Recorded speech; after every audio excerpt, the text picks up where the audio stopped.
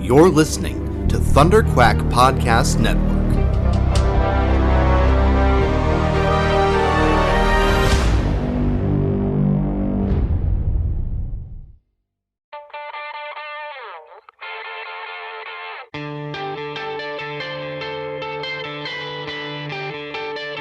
Oh, hey, guys, this is Joe Sinnott speaking for the Epic Marvel Podcast.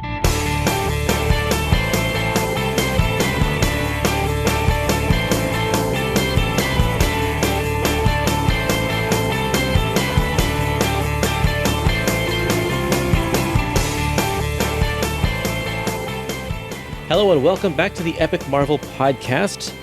This is Captain America, Episode 3, Bucky Reborn, covering a period of Captain America from 1969 to 1971. I am your host, Kurtis Findlay. And I am your Silver Age Captain America host, Drew Ivers. Now, Drew, what issues are we going to be talking about today? We are looking at the entirety of Epic Volume 3, Bucky Reborn. It contains Captain America 120 through 138. Yeah, this one also has the Captain America Annual Number 1. However, it's only the cover because that one happened to be just full of reprints of early Captain America tales from Tales of Suspense. This volume is an interesting one because we have come off of the Jack Kirby years. Jack Kirby, of course, the guy who's been working on Captain America since the 30s. Now I feel like we get to kind of go in a little bit of a different direction, but they don't quite know what direction they want to go yet. Yeah, I think the first half of the book, as we'll see, they're trying to figure things out, and they come across a certain formula, which, you know, I'm not the biggest fan of, and we'll talk about that as we go on. But it involves a lot of sad Steve Rogers. And, oh man, so sad. Yeah, and the book definitely improves by the time we get to the end. Yeah, and I just don't know if that has to do with the combination of artists or like, you know, Stan Lee at this point in the late 60s, he was starting to hand off his work to other people, and he was getting more interested in other stuff. Like, he hadn't kind of made his move, I don't think, by this point out to the West Coast. But he was handing over the writing reins to other people instead of kind of keeping it all to himself. Yeah, and I mean, you know, we're probably being a little harsh on this book because it's hard to compare to Jack Kirby and Steranko, and we certainly gushed over them enough in the last couple of episodes. But there is a lot of good stuff in here, and I think some of the changes made in here last for quite a long time and are really good changes that they make to the characters. So it's kind of a transitionary period here. Yeah, and we're going to see some wonderful art from Gene Colan. This book is almost entirely drawn by Gene. And we saw him, the start of his run on Captain America in the last volume, and then this issue, the last issue isn't drawn by Gene, but the entire rest of it is. And I think that actually adds a lot to it. I'm a big Gene Colan fan. I really like the way he tells a story and the way he composes his panels, and he's got a very kind of a cinematic look to his compositions, his camera angles and such.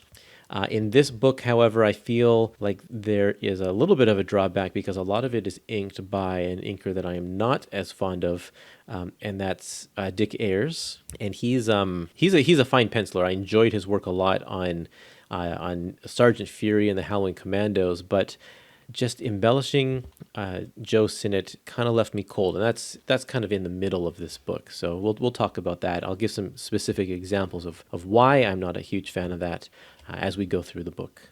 Yeah, I definitely tried to read through this volume with a fresh approach or fresh eyes for Gene Colan. Not the biggest fan of his work from what I've seen before, but like you said, there's a certain cinematic quality, and he definitely plays with some interesting angles here. But it is hard to compare to kind of the 60s vibe of Steranko and the bombasticness of Kirby before him. So it's a tough act to follow. Have you ever read Tomb of Dracula? I haven't, no. Okay, I would recommend checking that out. Not only is it just a fantastic book story-wise, but Gene and the combination of Gene and Tom Palmer is just, it'll just blow your mind. Those two are really, really great. So I feel like people who are not fans of Gene Colan probably haven't seen him with the right inker or the right embellisher. And in this book, we talked about this in the last volume. He embellishes. Sorry, Gene Colan is primarily doing breakdowns in this book. All of the inker credits are actually embellishment credits, which means that they're taking his loose, rough layouts, and they are really adding all of the details and all of the like bringing the page to life. They're finishing the work. They're not just inking; they're doing more than that. So I think you have to have the right inker in order to fully appreciate Gene Colan's work. And so Dick Ayers, maybe not the right guy. We'll see Bill Everett in this book, who is just fantastic with Gene Colan. And even Joe Sinnott at the beginning of this book, really, really great with Gene Colan. So, yeah. We don't have any listener comments today. I put out a call for some comments, but nobody on Facebook, Twitter, or Instagram seemed to want to give me anything to say about this book in particular, which I found kind of interesting. I know that you and I were both like, well, this isn't the best Captain America volume. This is material that just it doesn't get talked about much. People don't bring up the post-Kirby, pre-Steve Englehart issues when they're talking about greatest moments in Captain America history. And I think the fact that we have no listener comments also kind of reflects that a little bit. Yeah, I don't feel like there's not really any new introductions as far as villains. There's nothing really that stands out in terms of the issues here, as far as key appearances or anything like that. But this is the beginning of the Captain America Falcon relationship. Like you would think that has some some historical value there. It's definitely my favorite part of the book. Obviously he makes his first appearance in Epic Volume 2, right, which is a little mistitled because this one is way more focused on the Falcon than that one. But I hope through this podcast or through whatever means people kind of take another look at these issues, and it's really, really interesting to see the relationship between Steve and Sam Wilson, especially in the back half of the book here, because it's not like a Batman and Robin relationship. It's two adults kind of coming together, and they both have their own personalities and agendas, and there's some good conflict there. Yeah, there is.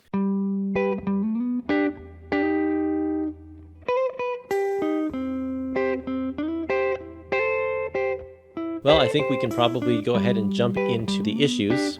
This book starts with issue number 120. It's called Crack Up on Campus. Now, Steve, this is kind of a weird way to start this issue. Steve is he's being kind of manipulated or brainwashed by S.H.I.E.L.D. and he doesn't know it, but he's being manipulated into taking a job, get this, as a PE teacher, and then he kind of falls into the middle of these student protests that are going on, and Steve has to kind of keep the peace between the dean and the students.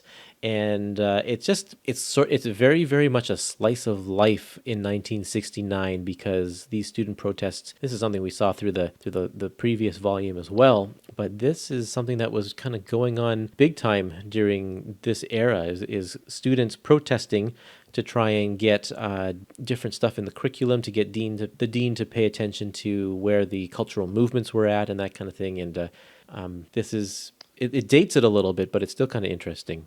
Yeah, I think there's some interesting parallels for today. I mean, the 60s and 70s were obviously an era of civil unrest, and you have Vietnam protests and the civil rights movement going on. And Stan definitely has his finger on the pulse of youth, or he tries to at least, and tries to keep the book topical. And I think if there's one or two through lines in this book, the topicality and pulling from current events is definitely one of them.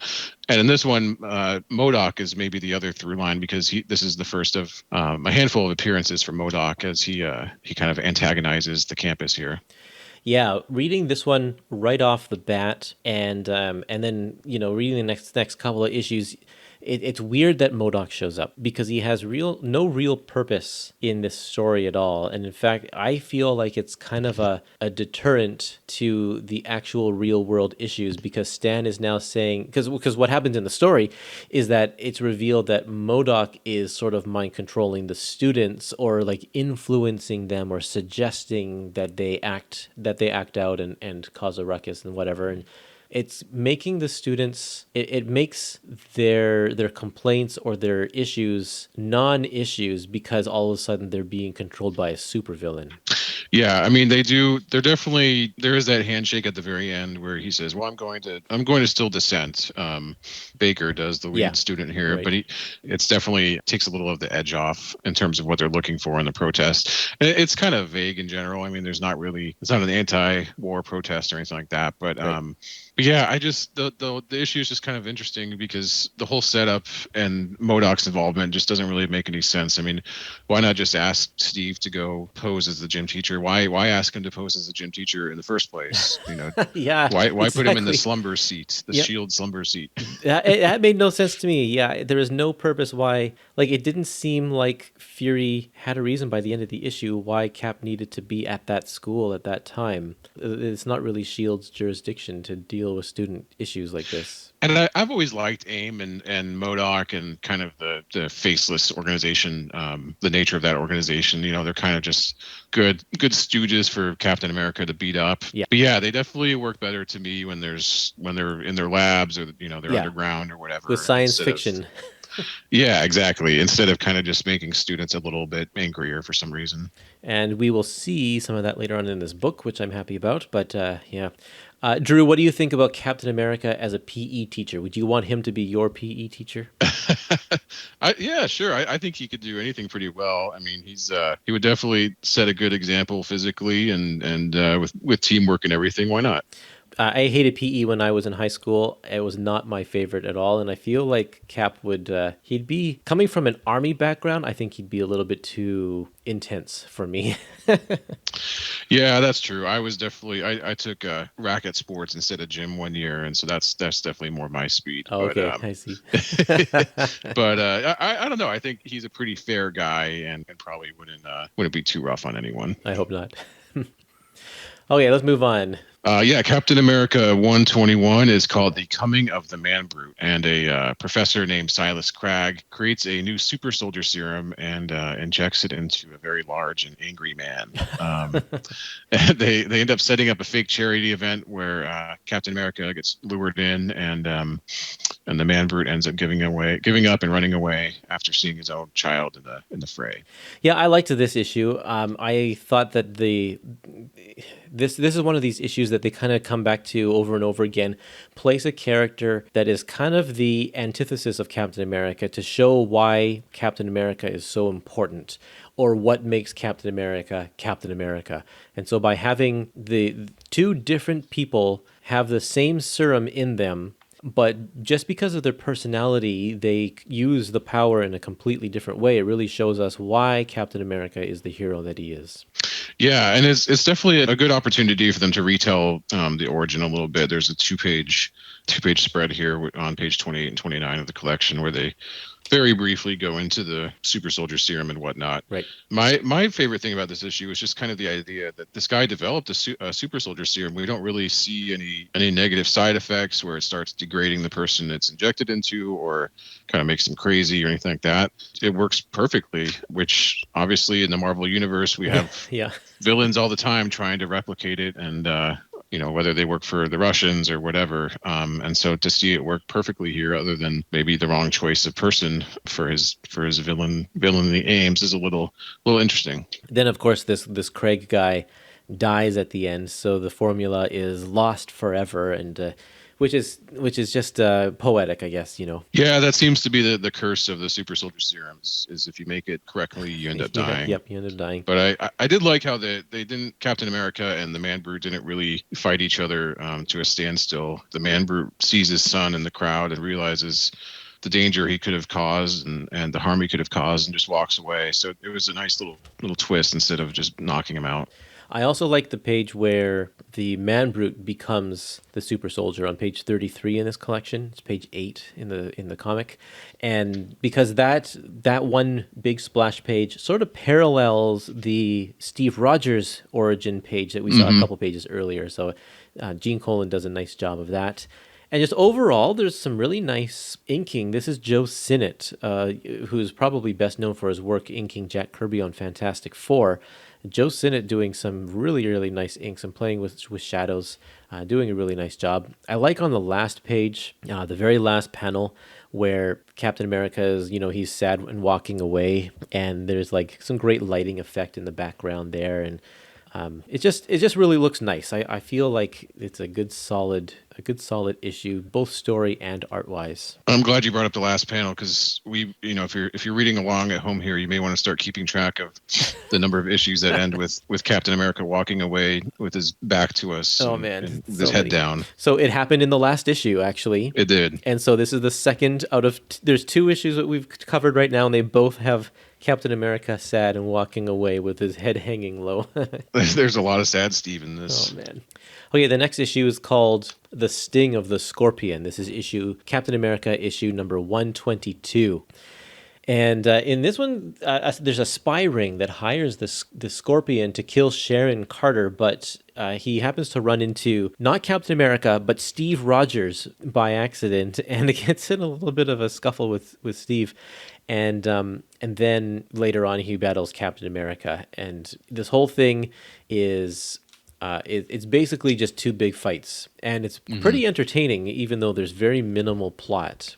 Yeah, it's kind of, you have the 6 or 7 pages of the intro where Steve is basically in agony over Sharon, and then you've got the fight of Scorpion versus Steve, and then the end fight of Scorpion versus Captain America. So it's an interesting issue, and I think if I'm not mistaken, it's AIM that hires the Scorpion here, right? So they're kind of popping up again here, but kind of cool to see a Spider-Man villain pop up here. Yeah, one thing that Captain America lacks kind of is his own rogues gallery. I mean, he's got MODOK and Red Skull and like Batroc. Like, I think who else is there?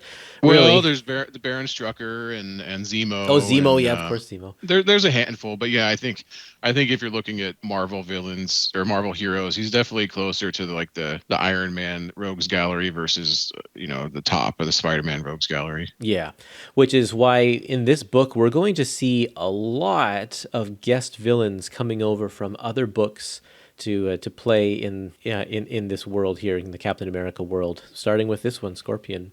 There's a great opening monologue. I really like how, like you said, 6 pages of him in agony, and yes, it seems like a lot, but Gene actually does a good job of keeping the visuals interesting while he's going through this big monologue, as he's just walking through the city. There's some nice coloring job here of keeping things in this sort of purpley gray hue with the bright yellow lights to give it this really like he's walking at night kind of a feel. And then the text itself, Captain America goes through a lot of different stages in these 6 pages. From agony, he's questioning his relationship with Sharon, he's questioning his place in the world, whether he should be, whether he's relevant in the world today, and, should he continue to be Captain America? Like, he goes all over the place, doesn't really have any answers, but I like just kind of that stream of consciousness that we're getting from him. I think it's actually kind of good. Yeah, I mean, he's really, I think this is really reflective of the era this was written in, a lot of the establishment versus the youth, and he's just questioning his place. I mean, he says, well, I'm part of the establishment, I'm not going to knock it, but at the same time, no one's perfect, and the establishment can definitely be criticized here. So. Yeah. The whole counterculture movement, I think, really adds an interesting perspective to the way Captain America works in the world. And viewing it here, these are 50-year-old comics now. Viewing it 50 years later, it's interesting, like you said earlier, to see the parallels between what's going on with Captain America and how the world is today, and how Captain America kind of fits in with the world. I mean, we saw this in the Captain America movies as well, in Civil War especially, when he's like, I am going to break away from the government because I don't believe in what the government's doing. It's like, that's not the Captain America of the early 60s or anything like that. Yeah, I think that's a struggle that you see a lot with Superman too. Kind of the more patriotic heroes that maybe started, in the 30s and 40s. How to make them relevant when there's not a lot of patriotism, there's not a lot of those feelings in a modern world. And obviously, this is not anything new. This has been going on since the 60s here for Marvel with Captain America. Yeah. Okay, well, let's keep All on right. going. Yeah, Captain America 123 is called Suprema, the deadliest of the species. And a villain named Suprema starts taking over crime in the city using what she calls the power of witchcraft. And she turns her hypnosis powers to shield, where she hypnotizes everyone except for Captain America, who escapes. So Captain America starts some research to figure out how a way to stop her. Now, is it just me, or did this character kind of look like just like Madame Hydra, just with you could see both of her eyes? Yeah, definitely kind of a knockoff Madam Hydra vibe here. Especially, colored in green. hmm Yeah, and I think we talked about it in the last episode. Kind of, you mentioned the complementary colors for the heroes, right? Yep. And she kind of follows the same pattern for villains with the green and orange here. Her and what's his name, Scarbo. Not really as interesting as a pair or as a villain as Madam Hydra was in the last volume. But there's some fun stuff in this issue. It's just it gets kind of rushed towards the end here. Yeah, it really does. There's like the last 2 pages are completely Captain America giving us the rundown of the plot. What I did like about this one is that Captain America actually plays detective really well. He's kind of like a Batman here, a classic Batman, where he actually does the work to figure out and connect the dots. That is not actually typical Captain America. So I appreciated that. It's something different. And it added an interesting element to the story, which was otherwise sort of kind of weird. I tell you, another thing one thing I found weird is that this character, she controls people with her superpower, with her witchcraft. And like, that's kind of cool. Like it's a great comic booky story, but then we find out that the witchcraft wasn't real and it was actually just hypnosis. I'm like, this is a comic book. The witchcraft could have been real. Like, why did we bother changing that at the last minute? It's so weird. Yeah, I think since the beginning here, and kind of in the Shield comics as well, we see Captain America versus technology a lot. I mean, there's some kind of magical stuff with the cosmic cube and everything like we've seen, but Well, even that was technology. It was created by AIM. right, yeah. So it is nice to see him and kind of solve the problem, as lame as the solution ends up being, with a little reverse reverse hypnosis. Yeah, that's right.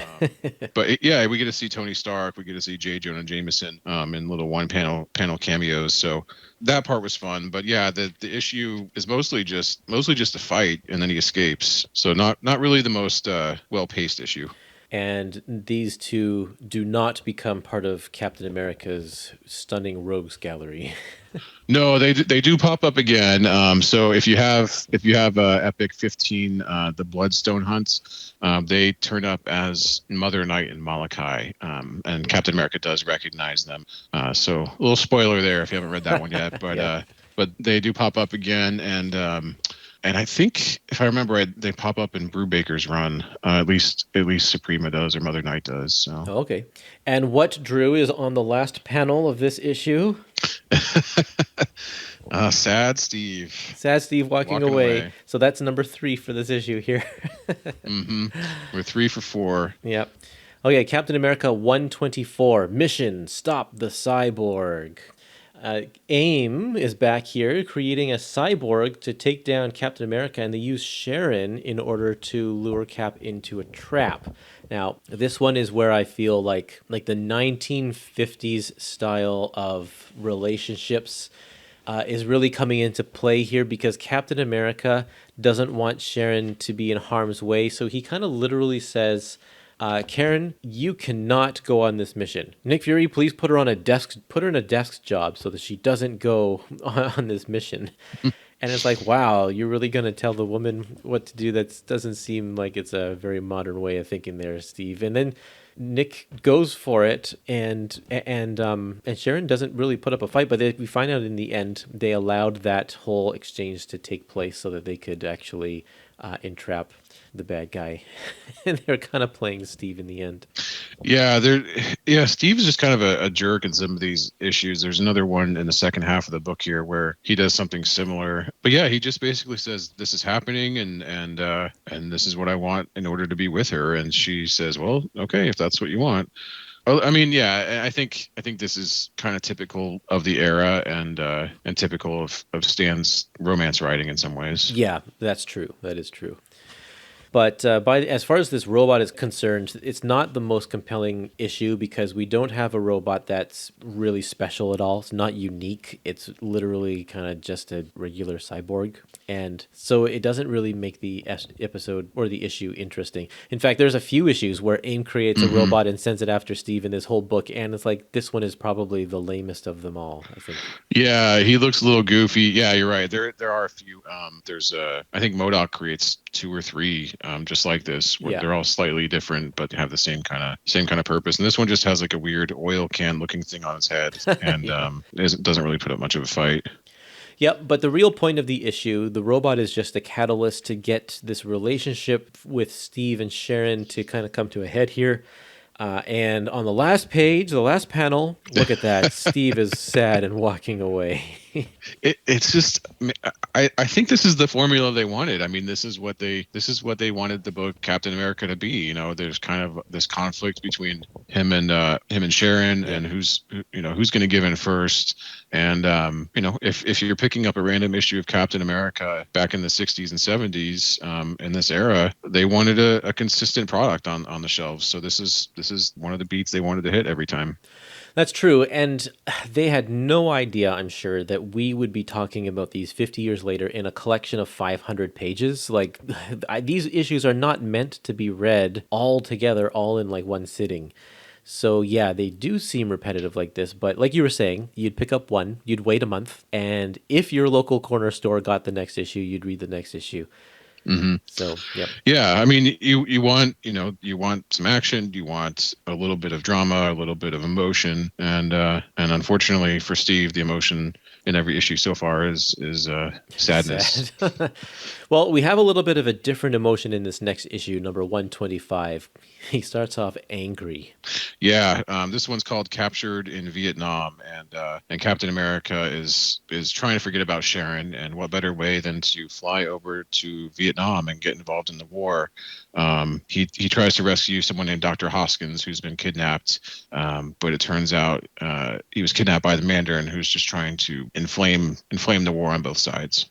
So yes, the Mandarin. We have an Iron Man villain now showing up in Captain America, and honestly, these early appearances of Mandarin are just kind of blah. He's kind of a nothing villain, and I feel like he's nothing in this one as well. Kind of lame. Well, and they hype it up so much on the cover. They say featuring the surprise villain of the year. Yeah, right. like really? I don't know. I'd probably be more excited by Scorpion or some of the ones that pop up later in the book here. But yeah, I mean, I don't know. That might get me to buy the book back, but kind of a letdown for sure. Yeah, I think so. The other part of the letdown here is that we have a new inker. It's not Joe Sinnott anymore, who's been fantastic in these issues leading up to this point. But now we have Frank Giacoia, and he is not the same kind of an inker as Joe Sinnott is. And if you go to page 127 in this collection, which is page 18 in this book, I think you can tell that the inking is just different. You look at the top panel with Captain America over top of this grate, and he just adds kind of very sparse lines to indicate the shadow underneath Captain America, which is, I feel like, something that Joe Sinnott or Gene Colan wouldn't do. And then look at that fist on the bottom page, where Mandarin is in the middle panel. Mandarin is just stretching out his fist and shaking it at Captain America or whatever. It's a little unfinished. It's weird, yeah. It's like the fingers aren't kind of in the right places or something, and the kind of meld with the hand. Even the ink line, like the shadows on that are creating the depth of the hand, have these weird black blotchy parts at the front, at the top of them, and I don't know. It's just not the same, and I wasn't a fan of it very much. Yeah, I felt like there's something I'm missing with the movement, the action in this book, in this issue. It's just a little difficult to understand, to separate some of the characters and some of the action that's going on. And I don't know if that's the inking or the embellishment, but it felt a little messy to me for sure. Yeah, I'm going to chalk that up to the embellishment. Some of these, because a lot of this takes place in the bush because he's in Vietnam in the middle of the Nam War. And I think that if Gene Colan is just doing layouts and letting the embellisher take care of the details, then a lot of these like leaves and brush and trees and whatever, they're left up to Frank Giacoya, and he's kind of just letting them get in the way a little bit.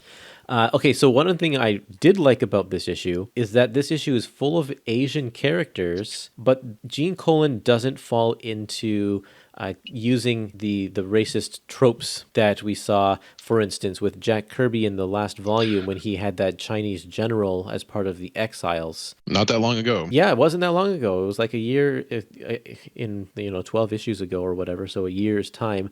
But that just goes to show the different approach between these two artists. Gene renders things, just generally speaking, more realistically, and it looks really nice. Yeah, it does. I think that's something we'll see from Gene throughout the book here. Kind of a refreshing issue in terms of that, and obviously, the story Stan is trying to play both sides here a little bit and make sure there's no bad guys. Make sure the North Vietnamese aren't turned into cartoon villains or anything like that. Both sides are pretty well respected here. Yeah, they are. Well, let's see here. Let's check the last panel to see what the last panel looks like here. There's Steve walking away. This time he's in the rain, so it makes it even more sad. Yeah, it's walking back to the plane to go home, talking about he's got nothing but loneliness. Oh, man. Poor guy. Let's move on to Captain America 126. This is The Fate of the Falcon. Introducing the diabolical, deadly Diamond Head. So, Captain America, back in New York. He's in Harlem, and he's looking for his old friend, the Falcon, whom we haven't seen since they had their first adventure a while back. But it seems like Falcon has actually kind of made a name for himself in Harlem during the time that Captain America has been gone. People know him. They recognize his costume, but right now, in particular, he's actually in trouble with the law for doing something that he didn't do. They don't exactly say what it is, do they? I don't think so. I think he's obviously being set up here, but this whole intro sequence is I found it really exciting with Captain America trying to sneak into the building, over the heads of the police and the mob here, and that's a good point. I think we saw last volume where Captain America ran into the Falcon and kind of set him up and made him into a hero essentially with the costume, and he's kind of been doing his own thing here in Harlem, and it's nice to have him be his own established character in person instead of like a Robin tied to Captain America. Right, exactly. Yeah. So when they do have a partnership, it really is a partnership rather than a hero sidekick kind of a thing, which is great. And we'll see that a little bit later in the book. Now, Frank Giacoya does the inks in this one, but I feel like it's better. I like it better. If you go to page 135, which is page 5 in this story, there's just this one crowd scene that I really like. And he's in the first panel where Captain America's looking at the crowd, and they're all kind of in blue, and you can see the people kind of in detail in the first couple of rows, but then you go back, and they're just kind of circles or dots and lines to give the impression of people. But that's a lot of, I think that's very creative and good inking from Frank. And, these are the first few pages of the book. So, of course, I think they're always going to be better because by the end of the book, you're crunched for time and rushing a little bit. But he does a good job here. Also, this is the first time that we see Falcon or Sam Wilson in the Captain America costume. Yeah, it's a striking panel. I think this whole issue, the whole volume, really, there's a lot of dealing with race in America. Obviously, in this panel on page 137, Sam is talking about how the Diamond Head gang is kind of a black version of the Klan, preaching hate against white people, and to see him in the suit is pretty striking. It's a great image, especially for the late 60s here. Yeah. Well, what do you think about the image of Diamond Head himself? Yeah, I think on page 140, I do like this drawing. Looking at it more in depth here, there are some issues I have with it, but I think he's at his most menacing here, and then he kind of gets a little less and less threatening as the book goes on. Yeah. Especially when you can see the white skin under the mask here, which is kind of the twist ending of the issue. But he kind of looks a little odd. I don't know, like especially right on the next page where you see him in profile. It's not quite as scary. What's he doing with his mouth there? He's like puckering up for a kiss or something. Yeah. You have to give it to Gene Colan for making some interesting panels, though. That big splash page you were just talking about on page 140, the big splash page of Diamond Head, where He's looking at the camera and he's got one arm, his right arm is stretched out, but then his left arm is stretched back, pointing at the TV. That's not an easy thing to try and convey. Not an easy pose, because you've got not only just the foreshortening, but you've got the weird twist in the arm going backwards. But he does a pretty good job. It looks good. He's covered up most of the anatomy with the big bulky jacket, so I think he can fake it a little bit. But it's okay. So it looks good. Yeah, and Diamond Head is turns out to be a member of the mafia. Rocky the Lynx, who's been kind of like the Mandarin in the last one, just kind of stirring up both sides to make things worse and take advantage of everyone.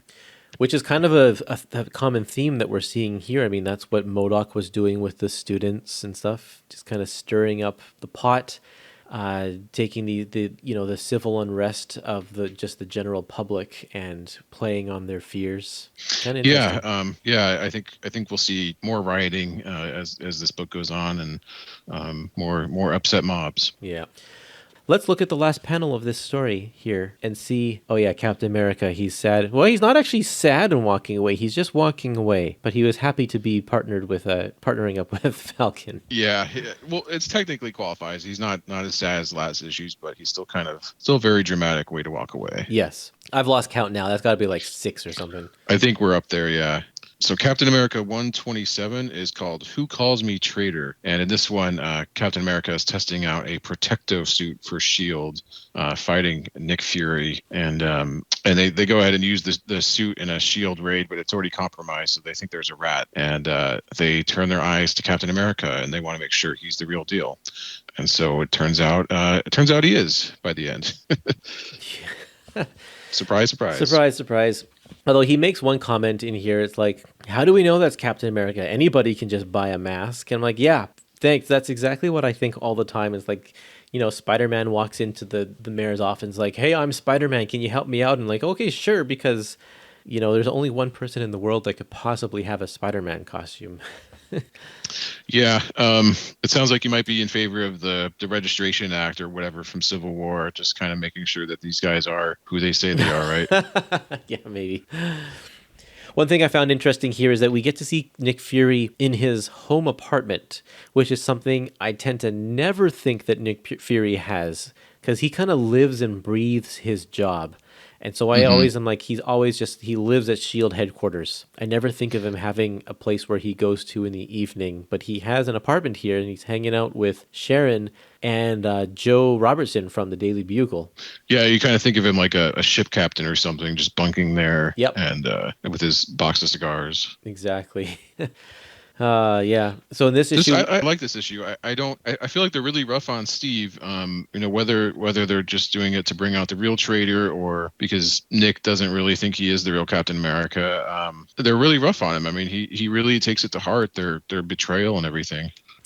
I think by the end of this, I think it's kind of clear to me, at least that's what I think, is that Nick Fury knew the whole time that Captain America was not the traitor, because Sharon sees the Dr. Ryder, fiddling with the machine that's kind of sabotaging things. And she says, it was Dr. Ryder, as you suspected, Nick Fury. And then Captain says, then you used me as a decoy to trap him? So they knew the whole time, and they just kind of upset Steve. The only reason I thought that was just because on page 162, Nick Fury does have a little thought bubble where he says, I just got to make sure he's the real deal, So maybe he's got kind of an idea that it is the Doctor, but he just also wants to, put Cap through his paces first at the same time, I guess. But yeah, that's true, because why would he say that in his own inner monologue? Yeah, that's what I was thinking. It's not like he's explaining, it to anyone else. He's just kind of thinking it himself. But another kind of generic android in this one too. Yes, it is. Android X4. And then Steve's walking away sad at the end of this one as well. Well, deservedly so in this one. I think he kind of gets played with in this one, and Sharon just seems to be going along with whoever tells her what to do in each issue. You know, whether it's Nick Fury or Steve. She's just kind of, she definitely has her own personality and everything, and she wants to be in the middle of the action. That's one consistent characteristic for Sharon, but she's kind of stuck in the middle here. Yeah, she isn't getting any real development, and she actually won't get any real development kind of until Steve Englehart comes along and starts playing with her character more, which is not until, I don't even know if it's in the next volume. It might be the volume after that. But okay, the next issue here, issue number 128, Mission Stamp Out Satan's Angels. A very, very thin parallel. They're not really trying to hide anything with who they're talking about here. This one is about Captain America buying a motorcycle, but then getting thrown in jail because he's not wearing a helmet. And then he meets a whole bunch of kind of ruffians, a motorcycle gang called Satan's Angels, who take Captain America, or take Steve kind of under their wing and free him. But then they find out that they are going to break up a big music festival with a whole bunch of hippies because they don't like that counterculture movement. And then Captain America kind of gets between them. And it's kind of similar. There's some similarities here to the one with the Man Brute, because the guy here, Whitey, there are a few characters in this book called Whitey, I think. Whitey, who is the head of this Satan's Angels, accidentally falls off of his bike, and his bike goes flying and almost hits his kid brother Dickie. And then he realizes kind of the error of his ways, and he's going to be a better person after this. Yeah, another kind of aspect of the 60s and 70s counterculture here. I really did like how he's in jail and they're like, oh man, he's a biker, he must be one of us. He must think the same way as us, and they try and bust him out. And little do they know. Yeah, I don't know which is the thinner reference, the Magia to the Mafia, or Satan's Angels to Hell's Angels. So I think they're a little afraid of these gangs over at Marvel. Yeah, that's funny. Kind of a historic moment in this one, though. Captain America buying a motorcycle, hey?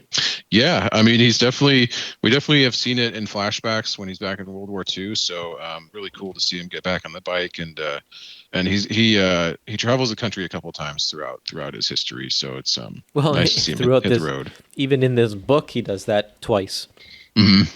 Yeah, it's nice to see him get out of New York City and kind of see a little different crowd. So up until now, they've just been kind of single issues, and we haven't really had any cliffhangers other than Sad Steve walking away, that kind of cliffhanger. But in this one, kind of out of nowhere, we get the Red Skull right in the last page, in the last panel. He's just watching on a screen. He clicks off the screen and he's like, I found him.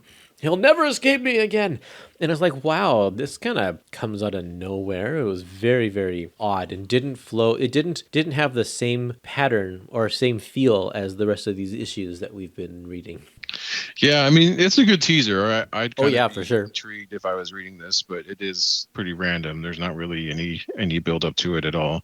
And how do you like that last that one panel where it's a flashback? And Bucky is riding on the motorcycle with Captain America, and then there's this huge text box at the bottom saying, "Guys, we made a mistake." Yeah, it's it has that traditional Marvel humor, and they're just like, well, we messed up here, so here you go. I like how they try their hardest to justify the reason why the mistake isn't a mistake. That's a classic No Prize right there, before No Prizes were invented. Yeah, this is even Captain America's memories are still a little fuzzy sometimes. So yeah, it's I love that. So what do you think about the art in this one? Oh yeah, this is the first issue with Dick Ayers, I think, inking it. Yeah, this is not great. There are so many weird choices that Dick Ayers does here. Let's see. Let's go to page 174, 175. This is page 4 and 5 in this book, and just look at Steve up in the top corner when he's taking off his shirt there, and there's some thick outlines that is very different and bold, and they stand out, but not in a good way, I think. And same within the second tier, there's the panel where Steve has his hand over his face and his shoulder is outlined really thick, but it's not in a a slick Joe Sinnott kind of way. Like Joe Sinnott would do that all the time, but this one just looks bizarre in that way. And I'm not really a fan of any face in this book. I don't think anyone is quite drawn with the care we've seen in the issues prior here. Yeah. They all look a little muddy or stretched or something. Man, that one page, that one of Steve on 175 in the top corner, where it's just a close up of his face. It's I don't know. Yeah, and then he looks a little drowsy or asleep or something, and then on page 177, the 3 face sequence there, it just doesn't look right for some reason. I can't really put my finger on it. It just looks a little sloppy to me. Well, this is something that that Gene Colan does all the time, is these like, multiple faces being smeared across to show a passage of time or something like that. But you have to have an inker that knows how to blend the images together in a way that flows. This one, it looks like there's a random ear on top of that middle Captain America's head. It just doesn't look right at all. And you flash forward to the issue with the apes where the transformation is going on when the guy turns into an ape, and it's like, wow, that looks really, really good. And you look at this and it's kind of the same thing. World of difference. This doesn't look great. I was quite disappointed with all of these Dick Ayers inked or embellished issues. Yeah, definitely not what we've been used to. But there's some good panel layouts. There's a little breakup of the traditional 6 or 8 panel layout. So there is some interesting stuff here. But yeah, well, that's because Gene Colan's still doing that stuff like that. That shows through despite the embellishments. So that's kind of good. All right, so Captain America 129 is called The Vengeance of the Red Skull. And in this one, he's Captain America's back on the road, but the Red Skull diverts him and the King of Arabia to the town of Clifton, where Captain America quickly realized that something is up. And they try and start to kidnap the King of Arabia and end up luring Cap into the trap. And the whole plan here is to send the king into space for some reason. Yeah. So we've been having these one-off issues. Like, they're all self-contained stories, but I feel like anytime that Red Skull comes into the play, you have to have more than one issue.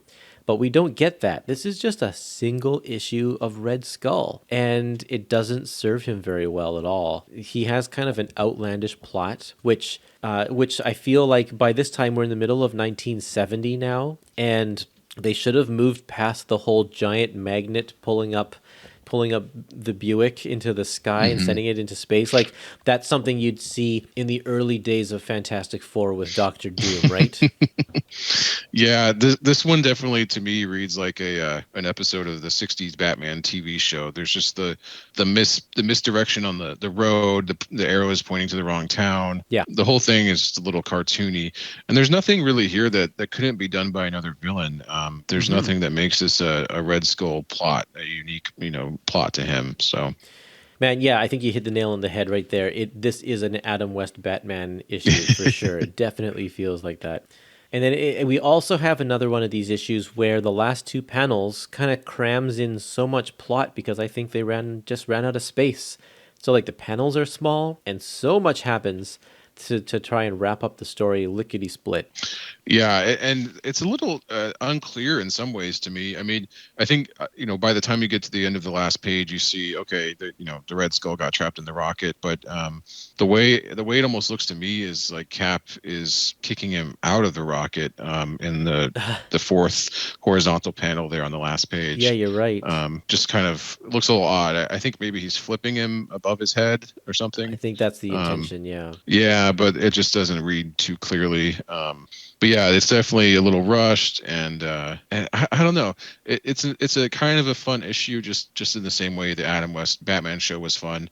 But the plot doesn't really make any sense. I don't know why kidnapping a king or sending a king into space would make the 2 countries go to war. But well, it was just the act of kidnapping, I think. The Red Skull, the goal of his plan is actually fine. It's the execution, because the goal of his plan is if I kidnap this king and place him in a death trap, Captain America will come and get caught in the trap and die. That's good. But then also the act of kidnapping this king will make the East fight the West, and there will be another world war. So like that follows through with Red Skull's, his I just don't know. Like, I mean, all people have to do is say, "Oh, it was the Red Skull," like. we saw the Red Skull trying to do this. Well, it's not America. Yeah, I don't right. know. I wouldn't really buy it. Yeah, but you're right. I mean, I guess that does kind of track with his prior stuff. So. Yeah. And we don't have a sad Cap here. That's we've 2 got, issues in a row. Yeah, we may be turning a corner. He makes a nice little speech saying, I've got the threat of war is gone, and I've got a lot of country left to see. Yeah. Well, speaking of country to see, we're going to see Captain America take it on the road in this next issue, Captain America 130. It's called Up Against the Wall. Great intro here. I really love this. It's a fight between the Hulk and Captain America, and we're wondering what's going on, but it turns out to just be a movie called Captain America versus Hulk, which... Let down. Well, yeah, exactly. It's not real, but can you imagine in 1969 or 1970, the Marvel bullpen or whoever, like Stan Lee's like, man, wouldn't it be awesome if there was a Captain America versus Hulk movie, like on the big screen that people could go watch? And flash forward 50 years, and we're in that now. Like, that's very, very cool. Yeah, it is fun to see, even if it's not really happening in the book. Yeah. And I like the audience reaction where they just say, "Yeah, well, it's just a movie," Yeah. He's Captain America is not really like that, and of course he's behind them listening. And in fact, like, who cares about Captain America? He's irrelevant and all this kind of stuff. Mm-hmm. Kind of some of the themes that we've been picking up on in the last few, throughout this book, I guess. So he's still wrestling with that. This whole issue, it almost felt like a repeat of the first issue in the collection. Yeah, it really did. The angry students. Well, that's exactly it. So he stumbles again into a student riot. This time it's a more violent riot. Like, they are actively trying to break down the doors of the university to get at the dean. And then Cap saves the dean, and this mysterious character called the Hood arranges for Captain America to be on TV and stand up for the dean, and is going to kind of create distrust among the younger generation of Americans. And so, but I like this little turn of events because Captain America does go on TV, but he's like, screw the script. I'm going to say what I want to say, and he goes ahead and says, I'm not against what the students were doing, but I'm also not against what the dean is doing. So both of you guys need to figure this out and stop being morons. Not in those exact words, though. Yeah, and obviously that angers, it upsets the plan here, and you get Batroc and Porcupine coming in. And Whirlwind. To shut him up. And Whirlwind. Yeah, yep. I can't forget Whirlwind. So these characters are from, I think one of them, Porcupine's from Human Torch in his Strange Tales issues. Mm-hmm. And Whirlwind, I believe, is from Ant-Man, Giant Man? Yeah, he started out as the Human Top before he turned into Whirlwind. Yeah, that's right. So we are getting some more villains from other books coming into this one. And Porcupine actually kind of becomes a Captain America regular through the early Grunwald issues. I think it's Grunwald, or maybe it's before that. Yeah, he definitely makes a few appearances. The issue escapes me, but I think there's is it part of the Under Siege storyline or something where he's trying to get his suit back or something like that? Yeah. From the Avengers mansion. There's definitely some good Porcupine stuff with Captain America in the future. Yeah, I liked this issue. I think it was a good setup. Then, and it's all it was. It was like tons of setup, but the first part, like you said, very repetitive from what we've seen before, but for a good reason, and we'll find out in a few issues why that's the case. Yeah, and it was enjoyable enough. I think there's enough in here to differentiate it from the prior Student Riot one, especially with the Hulk fight and everything in the movie. But it's another Dick Ayers issue, and I think it's just the faces is what I have the biggest issue with. Yeah. They're just kind of, everyone just looks a little off to me. And we don't get a sad Captain America at the end here again. I think we're through that, and we get him zooming off on the motorcycle. Yeah. That's great. Captain America 131 is called Bucky Reborn, and we see the Hood again, who finds a random person looks like an older Bucky Barnes and happens to have amnesia. How lucky is that? This makes the news, and Captain America falls for the trap and rushes in, and we learn that the Hood is really Baron Strucker, and he's been waiting for this, and ends up trapping Captain America. Now, Baron Strucker is a guy that we've seen lots of times in the pages of Captain America here, but only in World War II flashbacks, because he is an old Nazi, Nazi leader. So this is I think he makes one modern day appearance in the pages of Shield in Strange Tales before this, but this is kind of his first run in with Captain America in modern day. So that's kind of cool to see this classic villain that we've seen in the pages of Sergeant Fury a lot, and coming up with a cool plan. And he's no lightweight. Like he takes on Captain America pretty well with his weapons and such, just in hand-to-hand combat. Yeah, he's got a cool crossbow, and he definitely holds his own, and he's able to get Captain America strapped to the giant clock. Yeah. Kind of a James Bond. It's clock total ticking thing James there. Bond death trap here. Now he doesn't have to do this to even bother with Bucky. Bucky was a means to get Captain America in his warehouse or wherever he is, but he could have just put out a notice saying, "Hey, I found Bucky." He didn't have to get a real Bucky. I think he went through a lot of trouble for nothing. Yeah, it's well, I think we find more about that in the next issue, right? Who this guy really is. But yeah, it's kind of cool to have a new villain here. I don't know why you need the reveal being the Hood, but yeah, no kidding. But it That is was kind of weird. Yeah. It just you could have just had him be Baron Strucker from the beginning, I guess. But yeah, we get Bucky back. I mean, that's kind of he is a little odd. I think the only thing he says right is "I am Bucky Barnes" or Yes, something that's like right. that. He just repeats that over and over. Yeah, but by the end of the issue, Captain America is kind of starting to believe him. It was nice to see Captain America smiling and happy at the beginning of this issue. And yeah, we made a point of saying we haven't had sad Captain America in the last couple of issues here. It's because they need him to be in a good place so that they can kick him down again, which is what's going to happen in this next issue here. Issue number 132. This one's called The Fearful Secret of Bucky Barnes. It turns out that Bucky is just an android created by Dr. Doom for MODOK. In fact, it's revealed in this one that MODOK has been pulling all of the strings with the student riot since the beginning of this book. Anytime we've seen that, it's been him fanning the flame to try and get all of this unrest amongst the younger generation. And to what purpose? Not exactly sure, but he just likes to cause chaos or whatever. And Bucky, it's interesting that MODOK, who creates a bunch of robots himself in this book, has to go to Dr. Doom to create a robot of Bucky.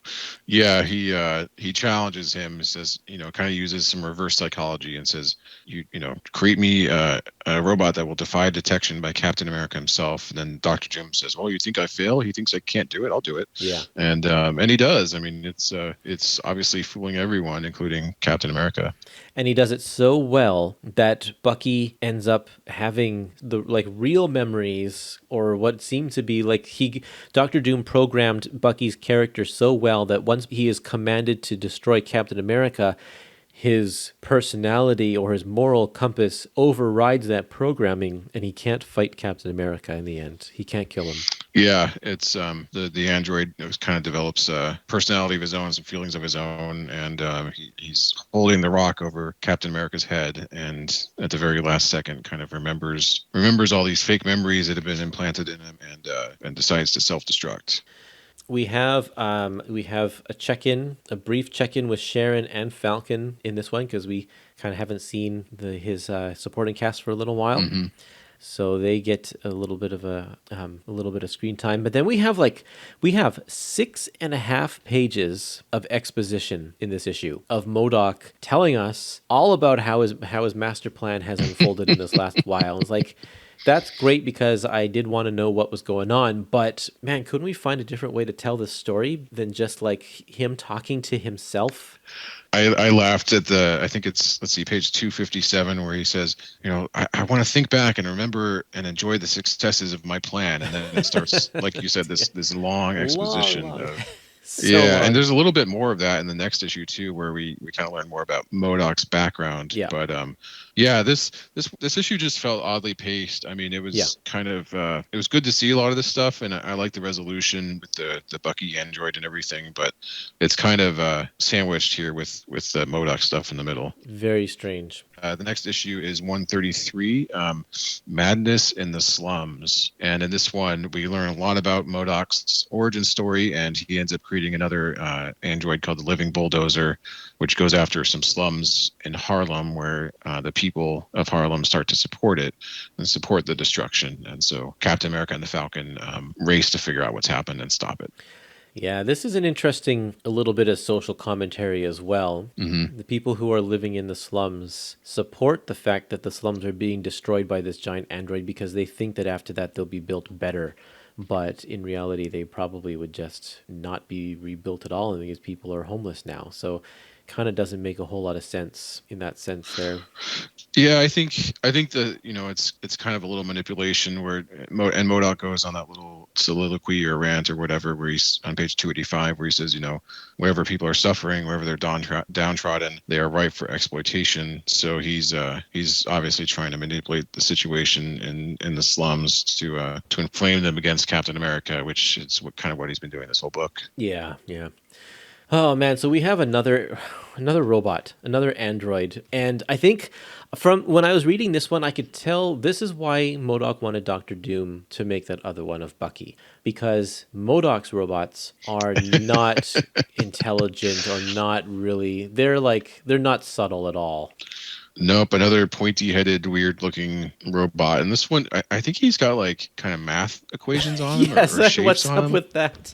It's weird. I can't. I don't really know why. I don't know why either. It's so strange, but I don't know. By this point, while I actually really like MODOK as a character here, I think he's quite interesting and just in a evil, maniacal kind of a way.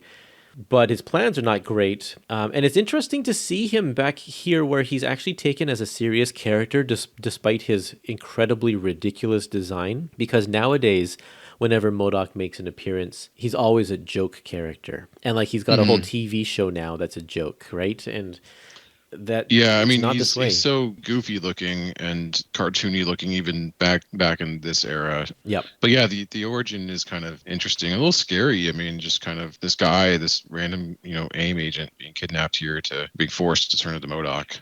Yeah, I can't even imagine. And it's just his head grows and grows and grows. It's so strange. My favorite part about this one was seeing finally another team up with Captain America and the Falcon, and at the end here where they say, this is Captain America's finally found a partner, and they start talking about our work and teaming up again. Yeah, so I want to read a little quote. This is a quote about the Falcon. Gene Colan wrote this for the Captain America Marvel Masterworks introduction for, I think, Volume 4 it is. He says, in the late 1960s, when the news of the Vietnam War and civil rights protests were regular occurrences, and Stan, always wanting to be at the forefront of things, started bringing these headlines into the comics. One of the biggest steps we took in this direction came in Captain America. I enjoyed drawing people of every kind. I drew as many different types of people I could into the scenes I illustrated, and I loved drawing black people. I always found their features interesting and so much of their strength, spirit, and wisdom written on their faces. I approached Stan, as I remember, with the idea of introducing an African-American hero, and he took to it right away. I looked at several African-American magazines and used them as the basis of inspiration for bringing the Falcon to life. So I like that comment because, like we were talking about, especially with the Vietnam issue with the Asian characters, he's very intentional about, a realistic portrayal of these different races. Yeah, and I think we see that through the whole book here. I mean, obviously it's a little dated, viewing it 50 plus years later. Yep. But at the time, this was probably pretty if not edgy stuff, at least pretty modern in terms of the depiction of African Americans and the civil rights movement that was going on. Yeah.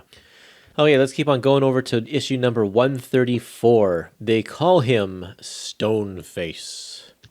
Stoneface is a kind of a mob boss that's he's kind of trying to control Harlem. He's hitting up all the businesses for protection money and all that kind of stuff. Falcon's nephew, who we meet in this issue, gets kind of mixed up in this. He's working for the mob. He's called a number runner. He's running numbers, which just means he goes to the businesses and collects the protection money. And and then he gets caught by the cops, and people think, and Captain America and the Falcon both come to his defense to try and keep him out of jail. And that Stoneface thinks that he squealed, and that's why Captain America is helping him out. So he puts out a hit on his nephew.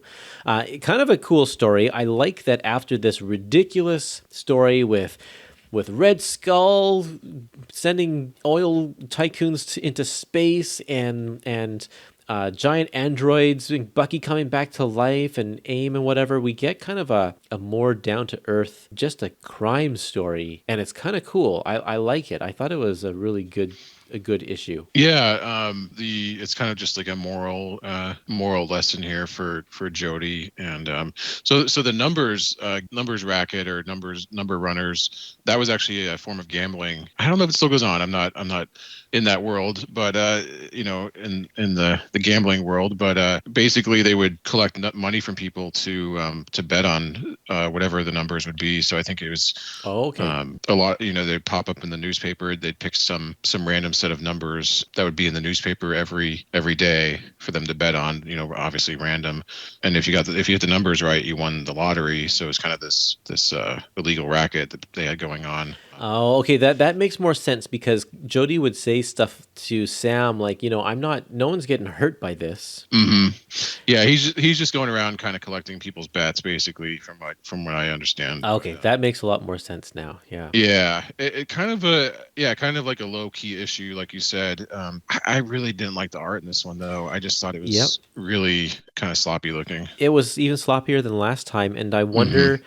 I think part of that is maybe we got some bad scans. Like, they couldn't get their hands on the original artwork, so they had to scan the comics. And whenever you scan from comics, you lose a lot of the clarity of the line and the fine point, because a comic, especially in the 70s when they were using terrible newsprint, like the ink would really soak in and bleed a lot and such. And so if you're making a scan of that, you lose a lot of the detail in the drawings. And I think that's what it looks like to me, just looking over these pages, is that possibly we have some bad scans here. And on top of that, we have Dick Ayers embellishing. So that didn't help in the first place.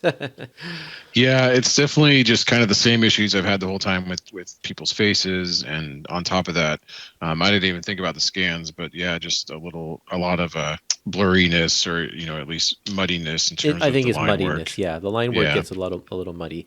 Now, speaking of faces, though, Stoneface's face himself is really distorted, because I think he looks like he's had a stroke. I think this is intentional. Because that's why he's called Stoneface, because half of his face is paralyzed from a stroke. Oh, I didn't pick up on that, but you're right. Yeah, I think that's kind of a cool visual thing to add to this guy to make him a little bit more unique. Yeah, his mouth kind of droops off to one side, like a stroke victim, so that makes sense. Yeah. Okay, keep on going here to Captain America number 135.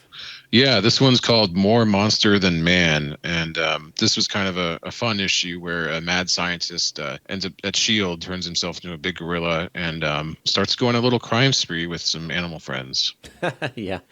I tell you, this 2-part story is actually my favorite in the book. I liked this one. Yeah, okay, good. It's a lot of fun. It's a lot of fun, and not only that, but we have some incredible embellishers or inkers on this one to make the artwork even better than we've seen yet in this book. But I'll get to that in a second. The story itself, I just thought, what fun. A classic story of a mad scientist experimenting on himself, and of course it goes wrong. He turns himself into a monster, and that is always a good time. But I feel like you throw in Gene Colan's incredible sense of drama through his compositions, and the pages on page 318 and 319, which is page 8 and 9 in this story here, where he's turning into the monster, is just like so cool to look at. There's a lot of really awesome stuff going on here. And this is Tom Palmer doing the inking, and I think he really, really brings Gene Colan's artwork to life, unlike Dick Ayers, who kind of sucks the life out of it. Yeah, I really liked this issue and the next one. I love the fact that he's a scientist with S.H.I.E.L.D. That's kind of a nerdy guy, and obviously he looks like a monkey already. But you have that kind of love interest angle where he's kind of pining after one of Sharon's friends at S.H.I.E.L.D., Julia, and just the classic kind of mad scientist turns evil scenario here. But yeah, I think I just had to laugh for most of this book. Whether it's the guy's face or the animals kind of just joining in on all Yeah.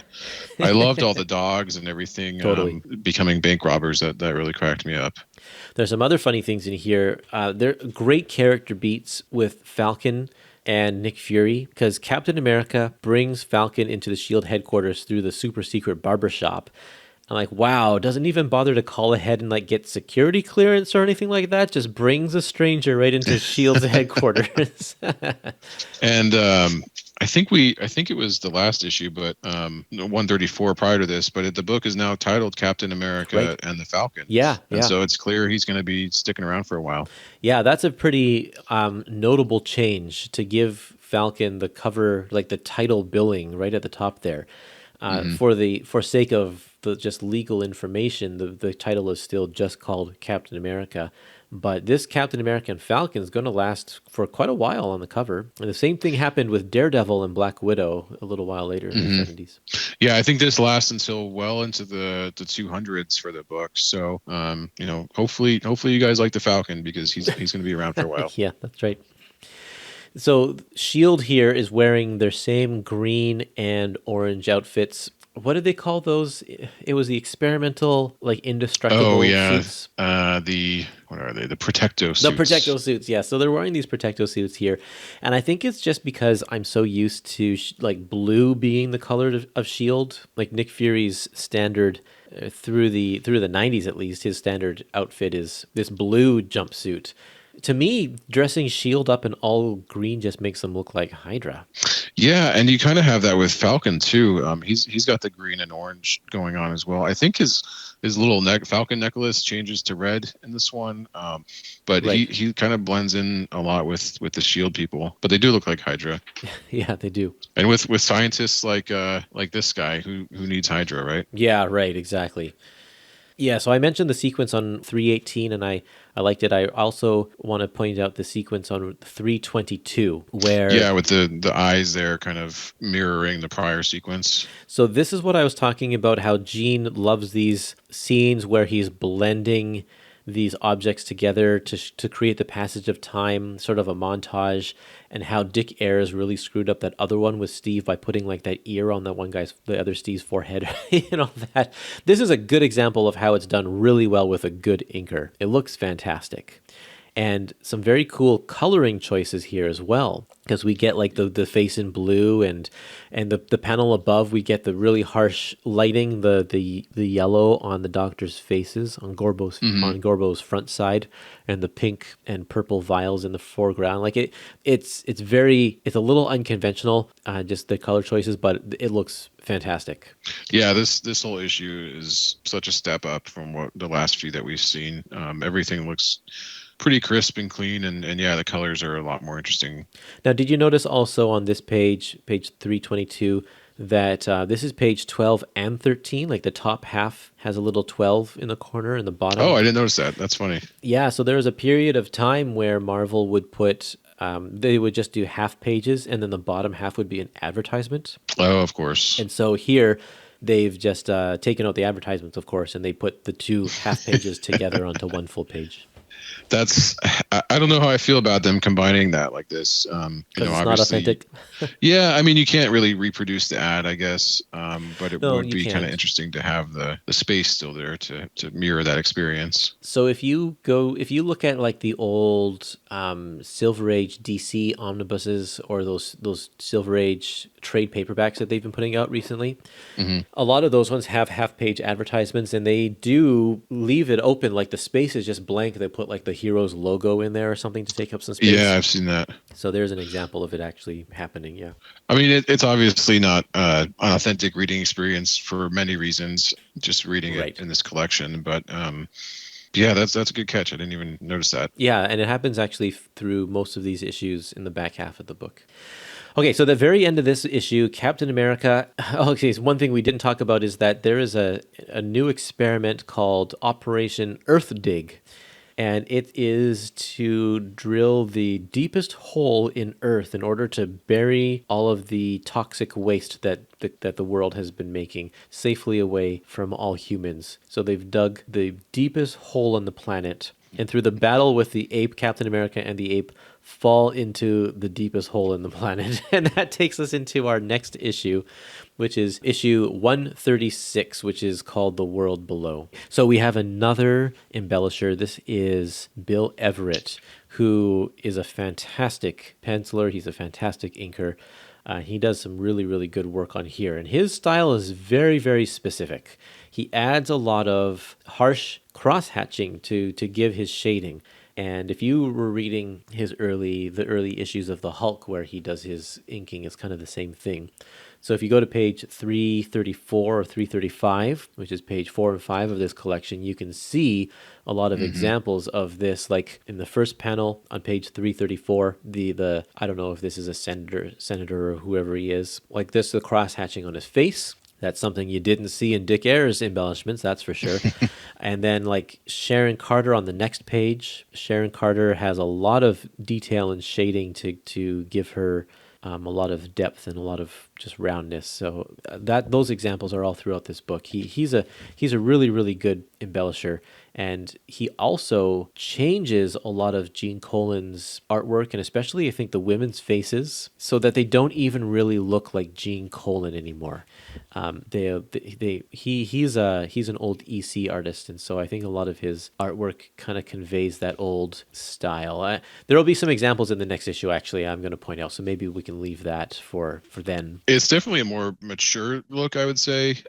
Yeah. Kind of just, yeah, you're right. Like a lot of the faces look more stern, and the coloring is really good in this one too. There's some nice choices on page 332. Sharon's face there in purple. Yeah. Just some nice choice. Yeah, some nice pops of color throughout the issue.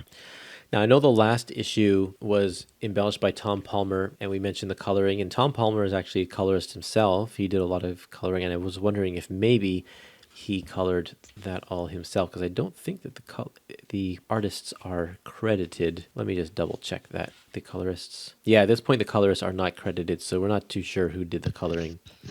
What did you think of the Mole Man popping up here? I thought it was great.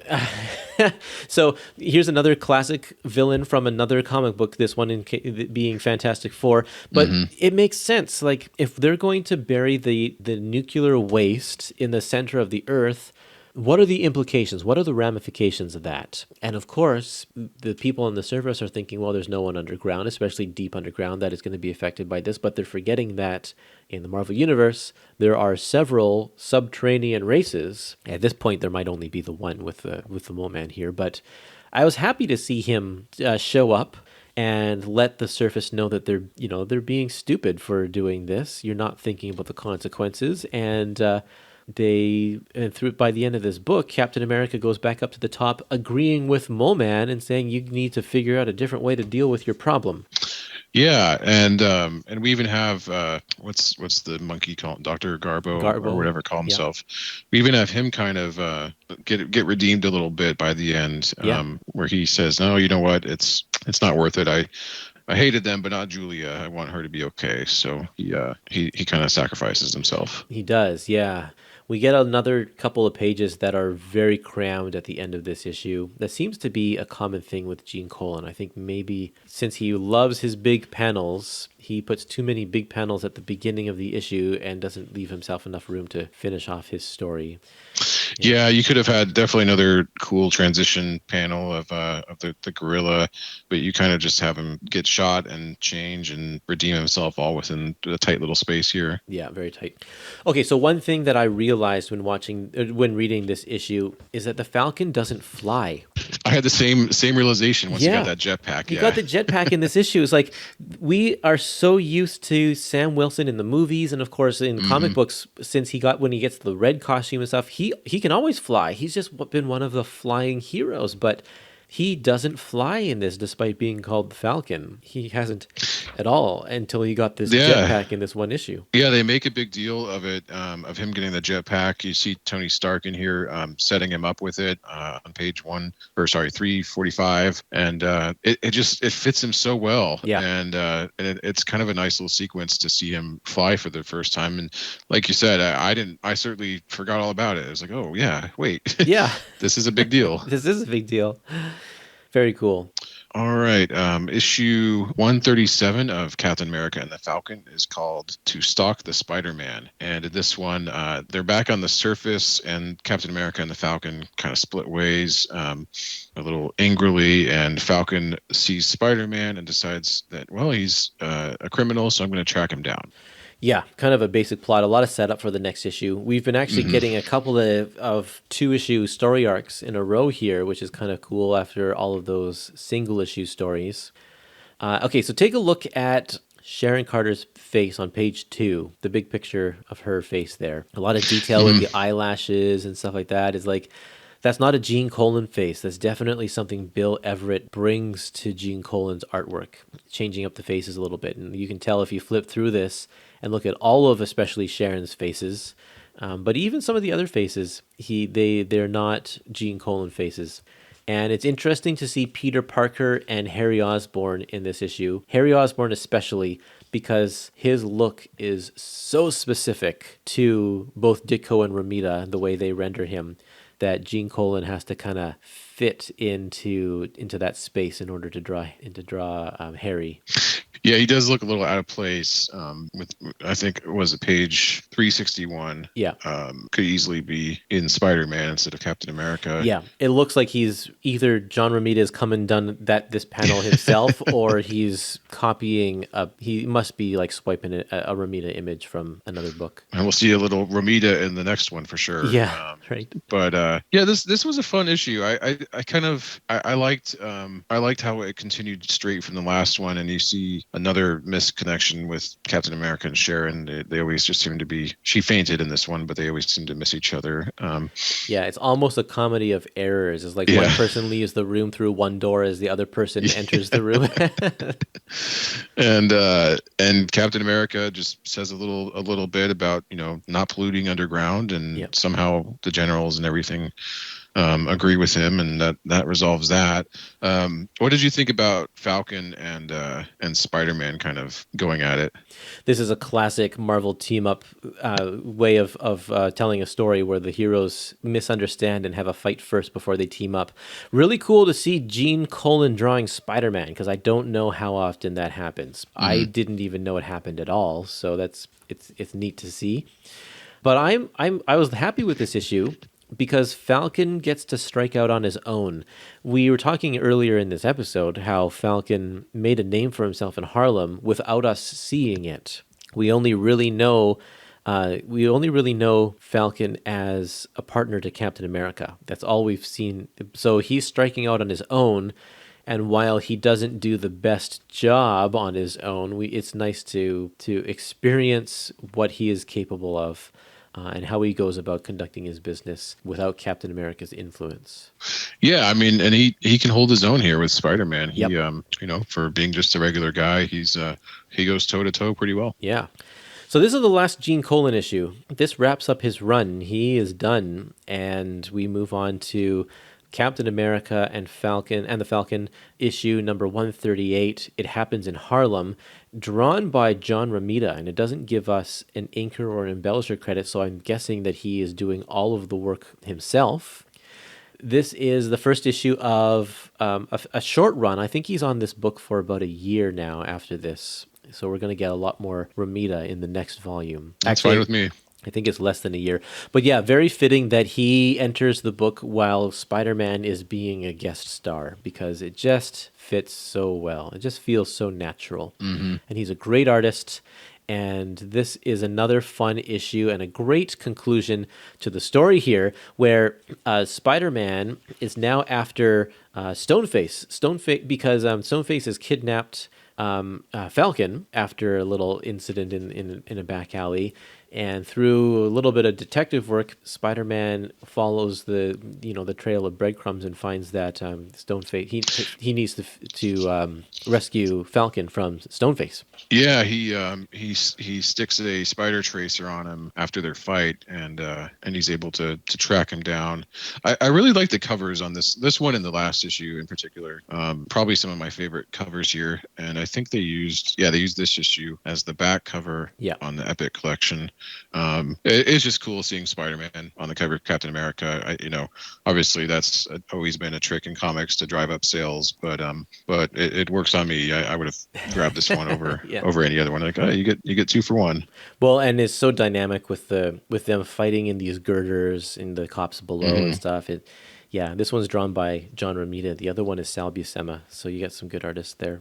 Yeah, and it's cool to see Stoneface come back and be a little more menacing this time. Yeah, with kidnapping the Falcon and holding him hostage for a little bit. Yeah, it's nice to see him. I think I have no idea if he sticks around or if he's going to be like a reoccurring mob boss for Falcon and such, but I hope so because he's an interesting character and he seems to have his fingers in a few different pots because he doesn't have anything to do with gambling in this issue. It's he's trying to get who is this guy? A representative of the governor.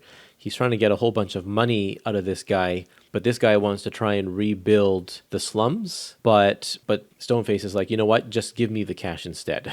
I'll help him out. You're not going to do anything. I'll make sure that this money is used properly, which may or may not be true. Who knows? Stoneface does pop up a couple more times, Captain America, and he is in an issue of Marvel Team Up with Spider-Man in the 1980s, so a ways away from this, but okay, but kind of Spider-Man and the Falcon team up there. Oh, okay, as a Falcon issue, that's great. It's too bad that he only shows up a couple more times because I'd love him to be as prevalent as like Silvermane or not the Kingpin that prevalent, but yeah, it's kind of nice to have a villain of the Falcon's own kind of on his home turf. Yeah. So at the end here, what page is this? Page 386, where the very bottom of the page we see Captain America, Falcon, and Spider-Man all leaping into action together as a trio. It just was like I got to that page. I'm like, yes, this is great. Yeah, I kept waiting for that because they're all kind of on different tracks. Steve is doing his moaning over Sharon a little bit for most of the issue, and Spidey's tracking down Falcon, and they all kind of are heading towards the same path. So getting that payoff is pretty nice to see. And this brings us to the end of our book. I was quite happy with this ending. I thought it was a great place to leave off with a 2-part Spider-Man story. And while we weren't as happy with the first half of this book, these last 4 issues especially, I think, make up for all of it. Like, it was worth getting through those issues to get to these stories.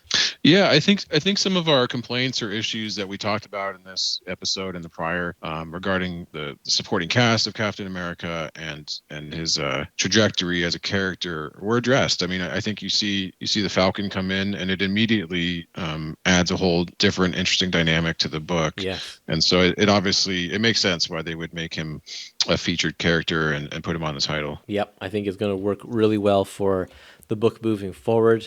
And, looking ahead a little bit, Stan Lee doesn't have very much more to go before he hands the reins over to Gary Friedrich. And the book kind of, I'll be interested to read the next volume because the book's going to go through a few different hands before it settles on Steve Englehart for his little lengthy run there.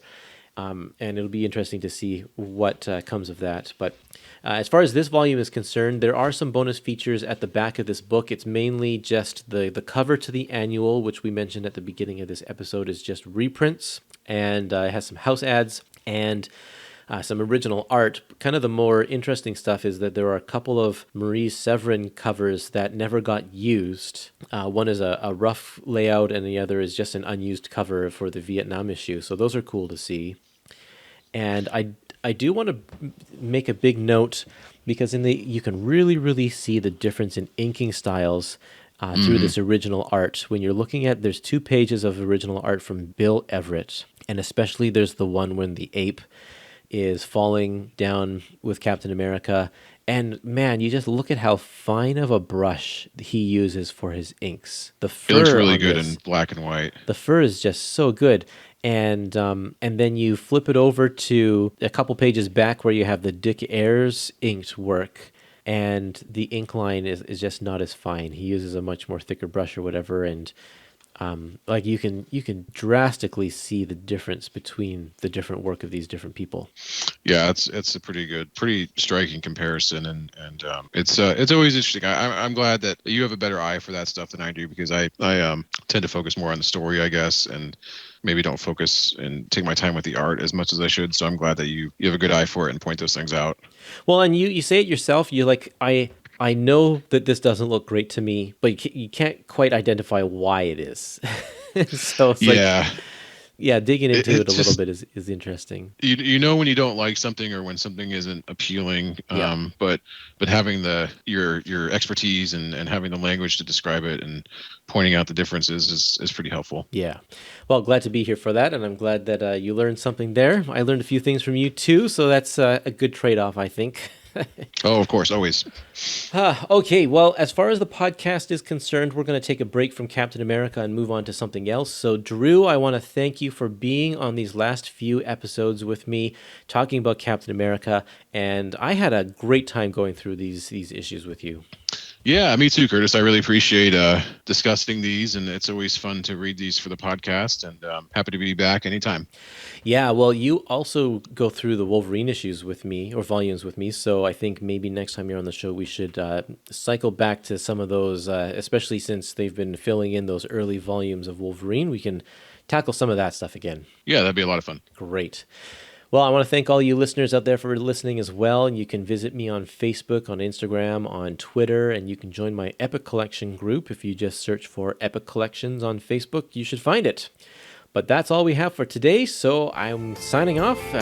See everybody later.